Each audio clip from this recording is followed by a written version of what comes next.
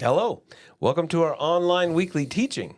My name's Doug. I'm excited to be with you this weekend, joined by Kyle. And you may be wondering what's going on. This is not the way it normally looks. And you are correct.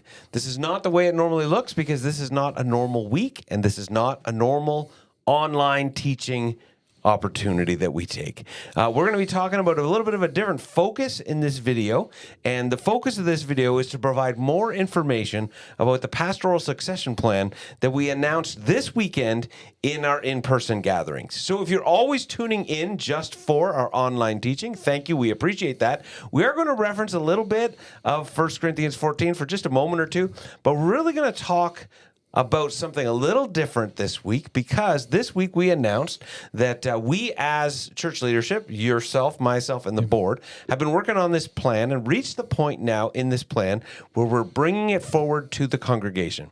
And we brought it forward to the congregation in our online gatherings, our in-person gatherings, but we also recognize there's probably a lot of questions, and there maybe was a lot of shock, and maybe there was a bit of I didn't really catch everything that was said. And so we wanted to take some time here in this format to be able to go into a little greater depth, a little greater detail about what's really going on and where we're hoping to lead the church over the next little while. Mm-hmm. And so we presented a plan this weekend for the church's consideration to have Kyle take over as lead pastor and for me to shift into a variation of the discipleship role that you have served in over the last number of years. Yep. And so as we talk about that, I thought we should still touch a little bit on the sermon series we've been doing, A Church Like Us. This week's passage, and this wasn't intentional how we planned out the series or anything, just kind of worked out this way, that this week we were looking at 1 Corinthians 14. Yeah. And there's one verse in 1 Corinthians 14 that really kind of speaks to, not in its original context, what we're doing here, but the principle behind it speaks to it. Yeah. Verse 33 of 1 Corinthians 14 says, "For God is not a God of disorder, but of peace, as in all the congregations of the Lord's people." Now, other translations translate that word disorder as confusion. God is not a God of disorder. God is not a God of confusion. And it's important for us to recognize that in this context, Paul is talking about the practice of spiritual gifts in the gatherings in the Corinthian church 2,000 years ago. And this whole chapter has been used in charismatic and Pentecostal churches over the last 100 years, since really the re-establishing of charismatic and Pentecostal churches. Yep. Over the last 100 years, as a way to kind of guide these churches, principles that they could offer to help allow these spiritual gifts to function more fully and more freely towards the end that God wants them to work towards. Because what's happened in the Corinthian church was the spiritual gifts were being practiced, but in a way that actually didn't benefit people. It caused confusion, it caused problems, and it caused disorder. And Paul writes 1 Corinthians 14 to try and straighten this out and go, listen, when the Spirit is moving, let's make sure that we do it in a way that allows what the Spirit's trying to do to be accomplished. Because to move in a spiritual gift in a way that is contrary to the end that the Spirit wants to work is a problem. And so we want to recognize the original context of that and how Paul's talking about spiritual gifts practiced in that church, and the principles would apply directly to spiritual gifts and how they'd be practiced in our church.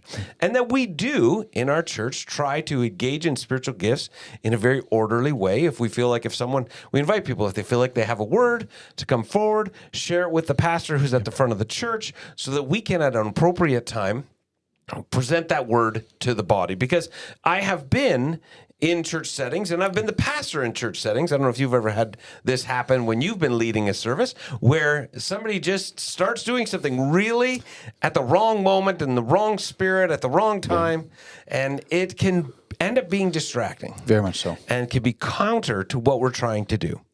And so we want to recognize that important truth, but we want to also recognize that that's not limited to just spiritual gifts in gatherings. What Paul talks about here when he says God is not a God of disorder, but of peace, that is something that's true of who God is in every situation and in every setting. Yeah. And God is always trying to lead us into peace. He's always inviting us into peace. He is always a God of peace. I think about Zechariah's prophecy when John the Baptist Baptist is born. He will guide our feet in the way of peace. And how that's just such a beautiful verse. And I remember reading that a number of years ago and really having this moment of like, oh, we must not be very good at peace if he's going to guide our feet. And the picture I had was like of a baby trying to walk. Yeah, two parents, one's holding the hands and the other one's like moving. And I was like, yes, Lord, I probably need that much help. I'm probably that bad at going in the way of peace. And so we want peace in every aspect of our lives. This is what God is always inviting us into. This is what, not only as individuals, but as churches and as the church here at Living Springs. God's always inviting us into peace with Him, into peace in our own souls, and into peace in relationship with others. He doesn't want there to be confusion and disorderliness because of the chaos that it brings, and that just takes away from the life that He's trying to sow. So the end of this video, the goal of this video that we're trying to do, our heart in shooting this video is to help you understand what is happening and why it is happening. So that as we as a church journey through these next number of months of walking towards a congregational vote, and we'll get into a timeline down a little bit later in this video, as we journey through this, that this would be a time of peace for us as a church. This would not be an opportunity for there to be any sowing of disorder, any sowing of discord, any sowing of confusion, but that there can be clarity. If you are tuning into this because you've heard, maybe through the rumor mill, that some things are going on at Living Springs, I can just about guarantee that what you heard is not accurate because we've all played the telephone game and we all know how that works. With no bad intention, just a matter of human sharing of information, things get broken down. Correct. Correct. Well, not always bad intention. Sometimes people like to sensationalize a story. And so, but even where there is no intention to that disordering of things, it certainly does happen. And so we want you to hear from us right here how it is that what's going on and how we're hoping that it transpires. And so that is what's going on. If you have heard from someone something that's contrary to what you hear in this video, could I encourage you to forward this video to them so that they can get it? Because maybe they got misinformed from someone else. Like, we can't assume that the person we got the wrong information from is the one that caused the misinformation. And so if you have received this video from someone else, or you've heard from someone else, something contrary to what this video says, please send it to them. We want everyone to be as in the know as they possibly can be. And so to do that, we're going to do our best in this video to answer 4 questions. How did we get here? Why are we here? Why are we presenting this now? And what comes next? And so let's begin with how did we get here? And I think we could go all the way back to you being in Moncton and me calling you on the phone and saying, hey, Kyle, I think that you should move to Airdrie and become the youth pastor, and you giving me an emphatic no. 3 of them, actually.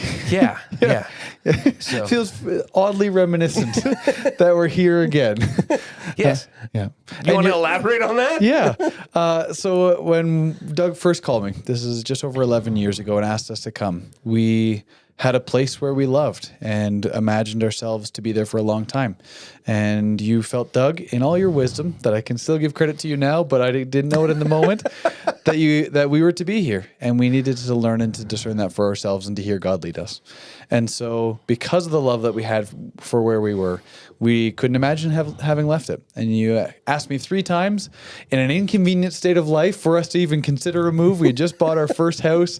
We were expecting our first baby, and your call came through and sounded like a terrible idea. And I said 3 no's to you. And the 4th call you made, before I could get to another no, so would you at least pray about it?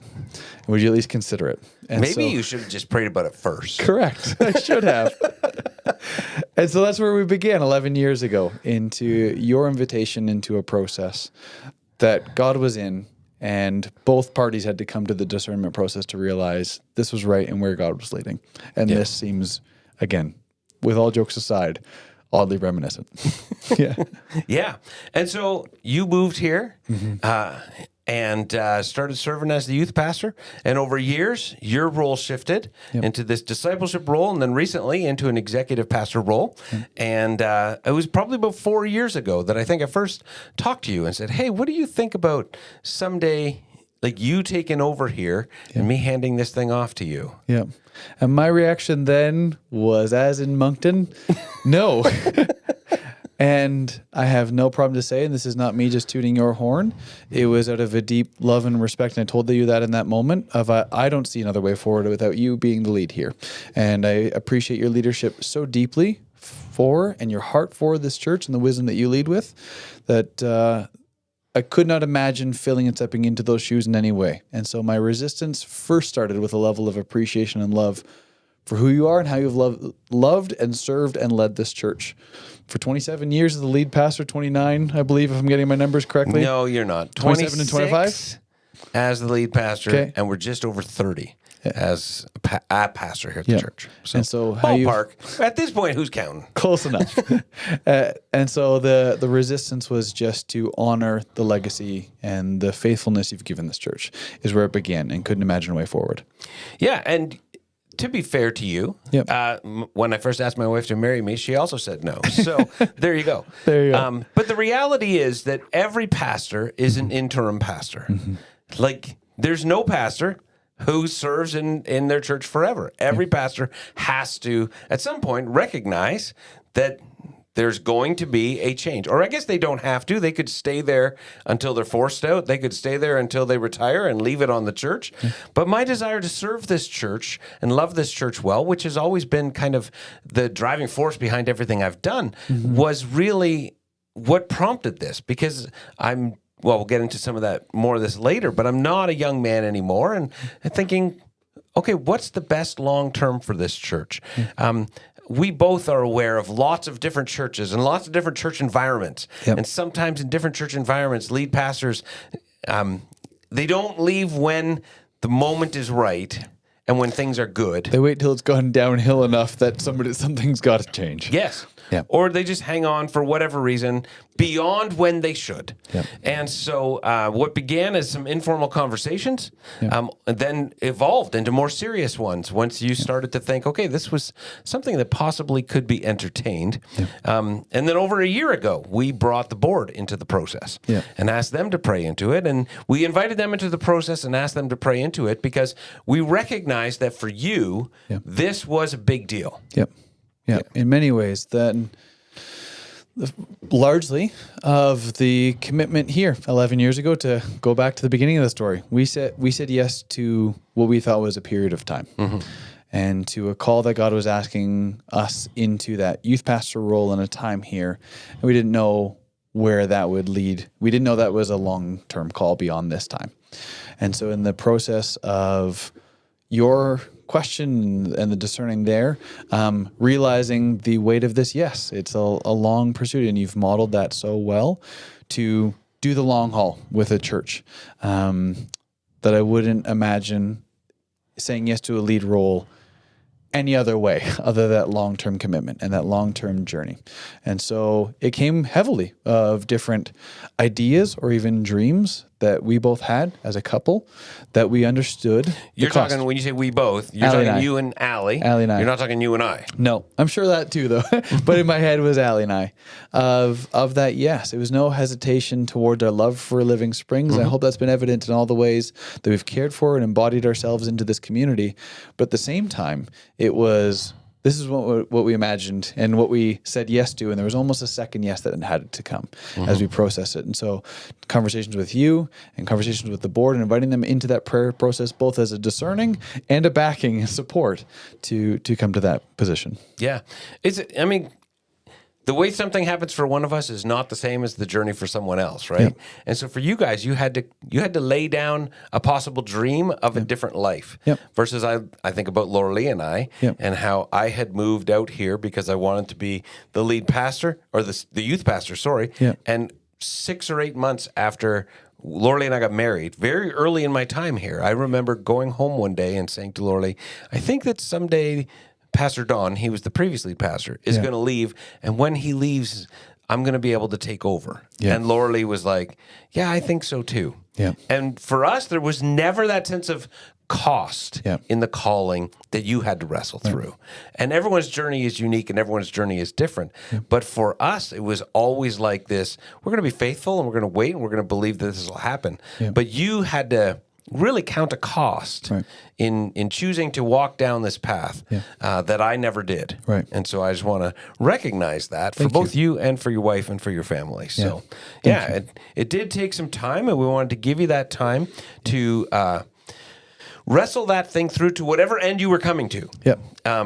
And whatever that meant. But this past May, after much prayer, your family came to that decision where you said, you know what, this is where we believe God's calling us and where we're supposed to be. And so then in September, you had a formal interview with the board. Yep. Which was a great honor and privilege, and also a really weird morning to sit with people that we've known now for 11 years. Yep. And all of a sudden, an instantly different moment and different conversation than we had ever had before, with different purposes of staying for the long haul and all that. And so it was, privilege and real awkward moment, I have to admit. And while our stories in some way are very different, in some ways they are the same, because though I was the youth pastor only 4 years, I had the same moment when I was in the process of becoming the lead pastor back in 1999, that I was friends with all of these people and had been for a long time. And then all of a sudden was in an interview with a search committee where they're asking these questions because they're trying to do their due diligence and want to make sure they do things right. Totally.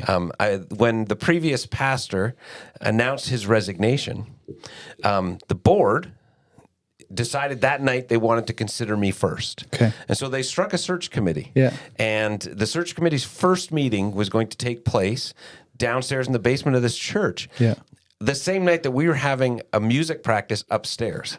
And one of the people who was on the search committee was also supposed to be on music that weekend. Okay. And they walked in before the practice. They came up and said, I'm sorry, I can't be at practice tonight because I got to be in the search committee meeting. Yeah. I was like, that's okay. God bless you. Go enjoy. Have a good time. Yeah. And they started to walk out. Then they turned around. They came back up and they said, how come you're not on the search committee? And I thought they were joking. Yeah. I assumed everybody had been told that I was one of the first candidate they were considering. And I jokingly in response said, oh, they don't want my opinion. This person went downstairs like, what the heck? Why isn't Doug here? What do you mean you don't want his opinion? And they were like, no, the reason Doug's not here is because we're thinking about hiring him.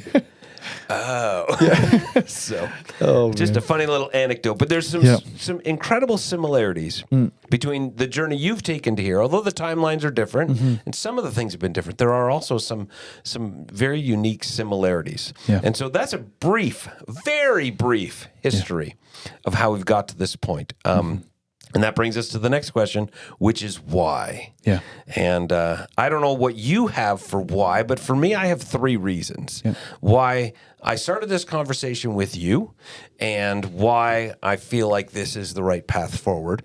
And those 3 reasons for me are, number 1, a genuine desire in my own life to find a new gear, a new pace, a new speed of life, a recognition of the fact that I'm no longer in my 30s and that being a pastor and being a pastor of a growing and larger church is not an easy task. And just the recognition that it takes more energy than sometimes I have as I've gotten to this age. One confirmation for me along the way was when we as a staff earlier this year were reading Eugene Peterson's book, The Pastor, which is his memoir, his story of his journey and how he'd been in his church for 30 years. And he was in his early 50s and he went to his board and said, I don't have the energy to be the pastor of this church anymore. And I can remember reading that. And I mean, the rest of the staff at that point didn't know what the conversations were that you and I were having, but I remember reading that and being like, yes, this articulates well some of what I'm feeling.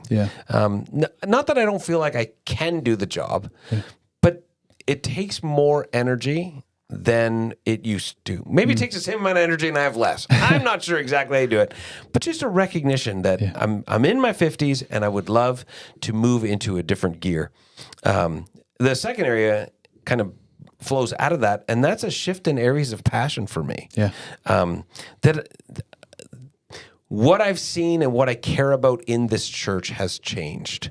And that's something that I don't think that's an aging thing. I don't think that's anything other than just a recognition of what I believe to be the reason for this path. I can remember as a young person thinking you got to see the there's two things you can focus on in any setting. You can focus on the whole, you can focus on the individual within the whole, all the individuals. And for most of my ministry, I have seen the whole before the individual. And I've endeavored to lead the church that way. Not that I don't care about the individuals, Of course. but as the lead pastor, you are trying to lead a large group of people. And you have to do it on behalf of the entire group. And you have to think along that way. And that was the way that I naturally thought for most of my life up until a few years ago, when there was this shift that I began seeing the individuals more than the whole. I sat with somebody this morning who was speaking so highly of the Doug that they know and has pastored them so well and cared for them really well, and that intentional just pastor's heart. I look at Doug and I see pastor, and I just kind of chuckled and said, man, you did not know the Doug I knew 10 years ago. And not that you weren't able to do that. I know you've cared well for myself and for my wife and other people along the way at all stages. I've always endeavored to be faithful. Totally. But yet your forefront was seeing the whole. And yet this person has been seeing in your life since they've been at the church, because it's only been a year and a bit, for them to just see Pastor Doug as the forefront in their experience of you, endeavors, or it gives evidence to that shift in their, even just people's experience of you. And I hope that's not something surprising that people are hearing, but something that they've experienced over the last few years. Yeah, and I hope that even early, like I look back on my early days as a pastor, and I hope that the people who I served at that point saw me as someone who did care about them, because I did care about the individuals. No doubts. But I leaned more towards the whole. And I find the shift in my own soul leans now to the individual. And that just makes it weird for me to be the lead pastor. And also a desire to spend more time helping people grow in their faith than leading the church. Right. Which is and you could say, well, those are the same thing, and there is definitely overlap in them. Of course. But they're not exactly the same thing. Leading the church is leading the whole and thinking of in terms of the whole. I would love to be able to have more time to disciple individuals and small groups. And those are the things that my heart burns for more and more over the last few years. I remember back when I was the youth pastor here in my late 20s, the senior pastor who was about my age, he said to me one day, I wish that we had the money that we could hire you and you could be the lead pastor and I could be your associate. Right. He said, because you'd be a great lead pastor and I would just love to work alongside you. And I remember being like, you're insane. What is wrong with you? You got the big chair. Like, that's awesome. Yes, that would be a great idea, because then I'd be the boss. And now that I'm his age, I see that same perspective. And that's been a big shift for me. And the third reason is that I believe we have the right person and they're ready to take on that responsibility. Kyle, I've seen so much growth in you in the last 11 years. Like, I think back to 11 years ago when you first came here, and like after every sermon, I would give you pointers and do this and don't do this, and what about this, and you forgot this. And, you know, I've just seen you mature, not just in your responsibilities as an employee of the church. Grow and mature in who you are as a man, as a human, as a follower of Jesus. And that is just, for me, the biggest indication of why I think this is the right time. There's no need to wait when the right person is here and the right person is ready. And yes, the right person was here 11 years ago when you arrived, it turns out, I believe. But you weren't the right person then. No. Because you weren't ready.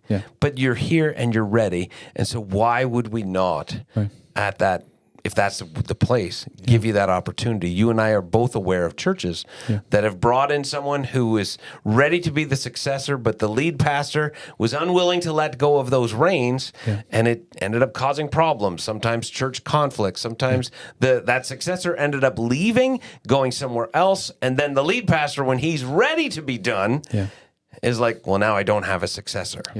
And so I think the fact that you are here and you are ready is the biggest indication for me of all of that. I think our whys are probably complementary to one another. In your desire to find a new gear for life, as you phrased it in some of our conversations, I'm the same, and it's just that opposite gear. It was 4 years ago when these conversations began, when I was feeling that bubbling and desire to want to be a lead pastor. And just feeling this urgency. The language I used even then was kind of like I'm holding this expectancy that I can only depict like a pregnant mom. Now, I've never experienced that, so I'm not trying to claim any images here. But it was that idea of like, I can feel the new life that is ahead and can't wait to be a part of nurturing it. And that was bubbling. And back to the just love and appreciation I have for you, I never wanted to vie for your role. And we have too much of a good friendship and relationship in so many different ways that as that feeling began to bubble, I only could imagine how that could be fulfilled by going somewhere else. And so that was my assumption on how that had to look. And so we've sat with that for a long time and really wanting to shift those gears. And I've said to you, I just feel like I want to lose sleep over the church, and you've laughed in my face over it. I remember you guys having that exact conversation, and you said, like, I just want to like carry that weight and lose sleep. And I remember being like, you young fool. Totally. And yet, as many times as you've mocked me for that statement, and I get it, you still just can't. It's that unlearnable lesson. Lighthearted mocking. Of because course. at the same time, I recognized, of course, that there was a time when I was you. And that this is a good thing. Totally. And so wanting to shift into those things, and again, not at the cost of caring for the individuals. I hope there's many people in our church who can feel that I care for them and know them individually. At the same time, some of the ideas and things and ways that I'm being formed and thinking have started to shift to some of those bigger things. The bigger picture, while the forest is cared for, or the trees are cared for, I want to see the forest. And so you've given space for me to grow in some of those things and nurtured that. And so as we get to the later of your why, the right time and having the right person, I feel like all these ideas and desires to bear that burden have been coming in me. The image I've been leaning on is, it's like the tree, the growth that has come in my life and ready to bear some of this fruit in that role that I imagined had to be elsewhere. I think there's this beautiful picture that I get to then feed in the congregation that's nurtured me, and to really over time believe you when you say you want to shift gears. And my ability to see you in many ways as a spiritual father and great figure before me, as superhero, and here when you go, I'm ready to slow down a bit, to actually believe that picture in some ways. Not slow down, or change gears is the way you've used it. I want to honor that phrasing. That in any way that I can support you by shifting those roles and to give you that space is a great honor and privilege, while listening to those bubbling desires that God has been placing in my own heart and in my ministry, as well as my life outside of it, to be able to share those things. And so these complementary whys that feed one another and care for both individuals within this season, and hopefully for the church gets to feel and feed from both of those things and benefit from them. And so this actually isn't one of our questions, but just to take a couple of minutes to talk about what we're envisioning moving forward. I mentioned it at the beginning, but really what we're talking about, and I think people can hear succession, and their immediate thought is then Doug leaves. But that's not what we're envisioning. No. The plan is you to stay on, and for us to co-lead for a year, to do this alongside one another. There are especially certain aspects of the role that I have not been privy to, as a result, appropriately so, to not do and to participate in, that to have the time because of the way we're approaching this it's much better to learn it with you who has done it for so many years than just all of a sudden, if you were not in the picture, I'd have to figure that on my own. Here, Kyle, do your first church budget. Correct. Versus we have the ability to do it in this way. So there's a health in doing it alongside one another for a period. And so for both of us to be around and for me to be able to learn from you and to shift in those ways, you're not going anywhere. And that is a great joy to know, both for me, selfishly, so I don't have to just day one figure it all out, because there will be lots of stumbling through it. I've never done a lot of these things before. But to have that backing and safeguard that I've had for so long start to shift, but still there. Hey, how do we do this? How have we historically approached this as a church? And learn from those things. So you are not going anywhere. And that is something I need to hear. And I think our church needs to hear over time.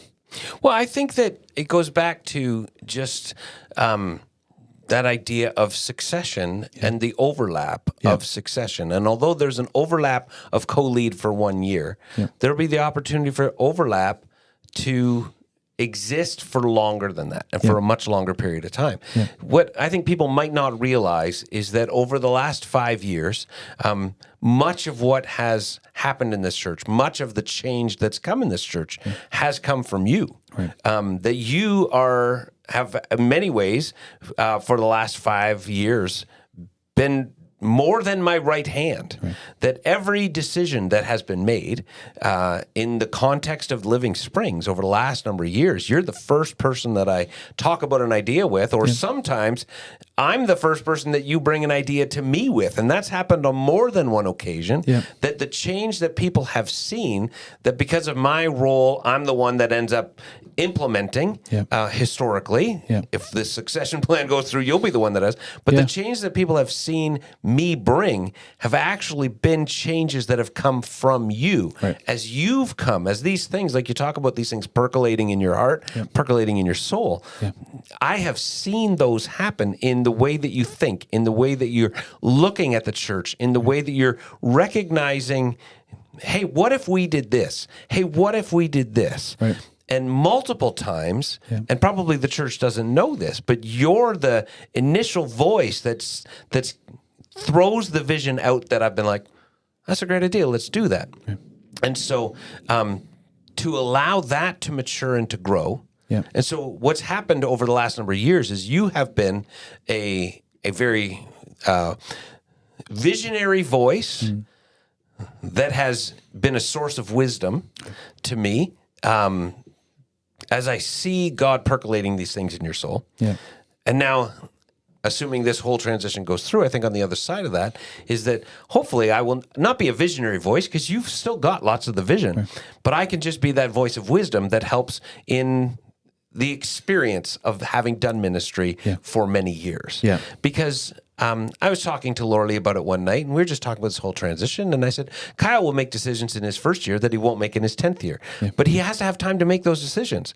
And he'll and not that they're wrong decisions. They're just, things will be thought differently, and you'll see things differently. And so to have that ability for us to still work together, what I've said many times to you and I've said to the board is that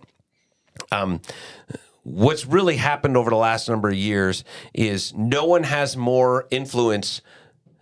Like, you and I are kind of leading together, and I get the final say. And then basically what's going to happen is it'll shift, and you'll be the lead pastor, but you've extended to me the invitation and the offer to continue to lead with you, but you'll be the one with the final say. And so it will not be maybe what people are envisioning when they hear succession, that immediately that means Doug is heading out. That is not what we are planning. Much more of a gradient than a light switch.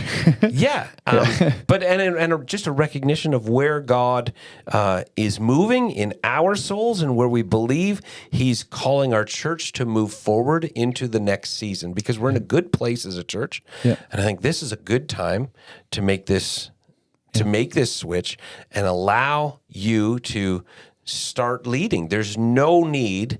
I'm 56. Let's say that I'm going to retire at 70, and at 66 we're having this conversation. Well, then that's 10 years you've been waiting before you being able to take it. And so it just seems like this is the right time, which leads into the next question, why now? And as I think about this, there's one big reason why now, and that is related to our church land. More than, besides the other things, besides you being ready and just the reality of where your heart is and what I see as the gifts being ready to burst forth and making room for those on a very practical level, aside from you and I. Yeah. The why now, the biggest one for me, is that our church is about to sell land and build something new. Yeah. And it seems really weird to me that I would be the lead pastor who goes through this whole building process and builds this thing that I want and then says, now you can have it. That seems very foolish to me. This building that we have been in for my 30 years here, I inherited. And it is not the building I ever would have built, not in many, many ways. So I have no desire to do that to you. And from a purely selfish point of view, I really have no passion to be part of a building project. And so from a really, really selfish point of view, there's part of me that's like, Kyle will have to do this, which you seem excited to do. Very much so. I've never had a passion for building a building. Had I had a passion for building a building, we probably would already have one because I've been here a long time. Yeah. And I love that practical note being added in there of recognizing it. And I think too, that's that season to be able to walk with our community and discern what the physical expression of a building, how that reflects who our church is, and then carry that through. There is a practical element as you want to shift those gears. And eventually, within maybe it's 15, 20 years, you're retiring and finishing out. That building, hopefully built well, will stand long past that. And so to be able to walk with the church that inhabits that space that is, as I said, an expression of who we've become spiritually before the physical building reflects it. To be able to walk alongside that congregation. The ins and outs of having that happen, I know is something you're entirely disinterested in. Yes, absolutely. I cannot stress that enough. And yet my desire to create that space excites me around those details, to be a part of such a process and to care about those details because I'm excited about it, seeing it a different way, not right or wrong to care about buildings or not. But I do have that excitement right now to be able to partner with the church and where God is leading us as much as in our physical space as He is spiritually, and to be a part of the church there. I think it is the right thing to care about our church building right now. Because it's evident that we need to do something for a multitude of reasons, because of the fact that we have 2 gatherings that are filling up, and there's no convenient time for a third one. We have some issues with our building that we need to deal with in the next number of years. Like, this is the time to do that. And so I think it is the right time to do that. And I think you are the right person to do that. I think there's many ways too. Not only is our church ready, I think as I've been trying to discern it, our city is shifting, and I think Airdrie too, in a big moment, is slowly becoming established as its own thing versus a suburb. Very much. I know the city has shifted so much in the time that you've been here. 1 traffic light, if I remember correctly, when you got here? None. No traffic lights. I was here when the first traffic light was put in. There you go. Main Street and Center Ave. And so the shift of what our city is, and to see and to participate in pastoring alongside this church as its ethos has shifted with the city around us.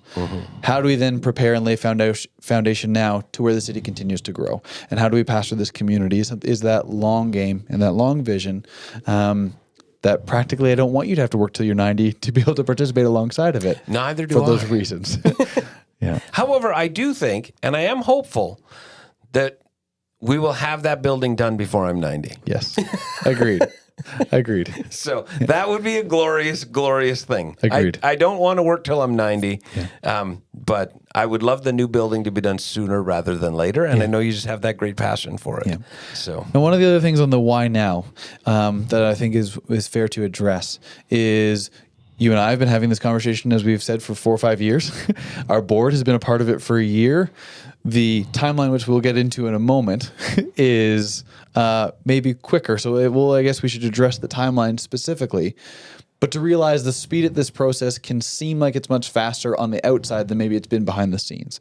So the timeline, if you want to present that, then we can address to it's not as fast as we may think, and to calm some nerves maybe in this conversation, building towards the peace and unity that Paul speaks of in 1 Corinthians 14 and the whole of the book. But But the timeline, if you want to address that, and then we can jump into the speed of this process, why it's appropriate, and as a part of the why now. So it's important for us to recognize that we have to proceed according to our church bylaws. Yep. And we've had a lot of people start joining our church over the last number of years, and we are thankful for all those people. But we also recognize that lots of people come from different church backgrounds, Yep. and different church structures allow for transition to happen in different ways. Yep. Our bylaws require, and I love that they do, the lead pastor to be voted in by the membership at a duly called meeting. Yep. And so we are not authorized to appoint Kyle. I'm not authorized to appoint him and christen him as my christen. Is that the right word? No, christen's what you do with a ship. I throw a bottle at you and Don't break hit me with it. the bottle. I was going to say. I'm not authorized to just say it. Yep. And according to our bylaws, the Neither is board the is board. not authorized to say it. And in some churches, it's the district or the denomination that does it. Yep. The denomination is not authorized to say Yep. it. In our church structure, the church body, the members, Yep. are those who get to vote in the next lead pastor. Yep. So while you and I have been talking about this for 4 years and we think it's a great plan, and while the board has endorsed this plan, Yep. after their interview with you, they formally recommended that this be the path we walk on, we now have to bring it to the church Yep. for a vote. Yep. And when I say the church, at all of our general meetings, that our business meetings that take place, we invite everyone who is a part of our church to come and to have a voice at it. But to have a say, to be able to vote, you need to be a member. Yeah. And so how do we proceed from here? Well, the first thing is we're going to have a membership class on November 20th. Because if you want to have a vote in this matter, you need to be a member. And we normally have a membership class before any general meeting. Oftentimes we only have one a year, the end of March, the beginning of April, somewhere in there. We have our annual general meeting. We have a membership class. And there's always some people who've joined over the previous year who have decided, you know what, I want to become a member and have a say. This is a big deal. This is a very big decision, and we recognize maybe there's people who've been a part of our church for a number of years who've never taken out membership, but now they want to be able to have a say. Correct. And we want you to be able to have a say. So we're going to have a membership class on November 20th. And that is going to be an opportunity for anybody who's a part of our church to fill out the forms so that you can have a say as we move forward. And then on December 4th, we're going to have a family discussion night where we're going to talk about this. We recognize this is a big change. This is the biggest change the church has faced in 26 years during its last pastoral transition. And we want to give everyone the opportunity to ask whatever question they have to ask, to hear the answer. And so this night, I'm envisioning this night as really just a discussion night. You and I are going to be there. We're going to be able to just interact with people, allow people to ask questions, whatever is on their heart, whatever question they have, whatever it is they're wondering about this transition. Maybe they have questions for me about what the past has been, what the future is. Maybe the questions for you about where you envision the church going or what you envision the church thinking.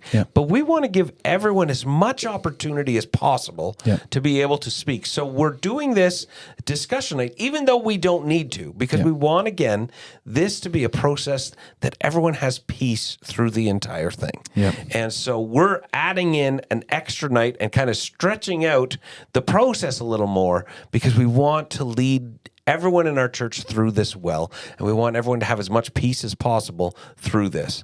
And then on January 8th of 2026, we're going to have a congregational vote, and we will have already had the discussion night, so I don't anticipate there being a lot of discussion at that meeting, but there'll be a primary purpose to come together as a church to vote on one single, simple question that we haven't wordsmithed yet, but it'll be something along the lines of, do you approve of the pastoral succession plan with Kyle to take over as the lead pastor? Pending that vote going through, we then shift into a 1 year of co-lead, where we'll be working together as lead. And then at the end of 2026, you will be the lead pastor, and I will, we haven't actually worked out what the title of my job might be, discipleship pastor is what I'm kind of thinking, but Who knows? We're Yep. still working. Some of the details are still working out. Yeah. And so we, along the way, as Doug has expressed, we want to have as much conversation and availability of ourselves. Yes. And also of the board for any concerns that you may not want to directly bring to us. And I understand that. So we're making as many spaces available for conversation as possible. And so in these next few months, and a few months can sound like a really rushed thing. No, this has not been done in a hurry or carelessly, but this is the point in which we bring the whole of the congregation into the conversation. And so, And there's really no need to drag that part out. We Right. don't want to rush it, but we also don't want to drag it. totally. And so there will be all sorts of openness. You may have even found this video on the webpage we've dedicated on our website on the Pastoral Succession Plan, where not only can you see the timeline, watch this video, hear, read Doug's words on kind of where we've gotten to, how we've also see at the bottom contact information for myself, for Doug, and for the board, where you can email any one of those three to reach out. And then we are more than just people you can email. And that's how our church has always operated, is face to face. And so we will be intentional over these next few months to make ourselves and our schedules available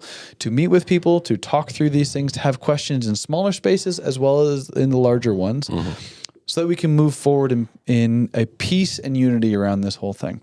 I know we've regularly on the podcast, and we normally sit in these chairs, speak of the communal discernment that we see in Acts 15. If it seemed good to us and to the Holy Spirit. And so we are not trying to ram this decision down anybody's throat or force anybody to accept it. Not because that's how we have to according to our bylaws, because out of both of our hearts, we want to see Living Springs thrive. Yep. And the piece that you spoke of at the beginning of this message to be not just thought of as a nice idea, but something we experience together. And so this, as any transition and change can feel intimidating and can feel scary, we want to help quell those nerves and those questions through the best way possible, love and conversation. Yeah. And so we want to have this out loud. And so please do not hesitate to reach out, to engage in conversation with either of us or the board in both the communal settings, like on December 8th. 4th, getting the 8th and the 4th confused there. December 4th, and personally in other smaller spaces. We look forward to that as we seek and discern together what we believe God's leading us into as a church. Yes. Yeah. And so I know this has been a longer video than what you're used to. I know this has been different than what you normally get as an online teaching, but I hope that you've gotten something of value from Scripture and from the living out or the attempt to live out of 1 Corinthians 14 and how we're doing this. And I hope that maybe inspires you to recognize in your own life where God wants to bring peace, but we also hope that you'll journey with us as we walk through this transition. That, as Kyle said, if you have questions, you'll reach out. If you have any sort of thoughts, let us know. We are here for you, and we just want to present this to you as a church, what we believe, what the board has endorsed, as what we believe to be the next steps for Living Springs leadership. So thank you for taking the time to listen to this video. We look forward to hearing from you soon. Thanks.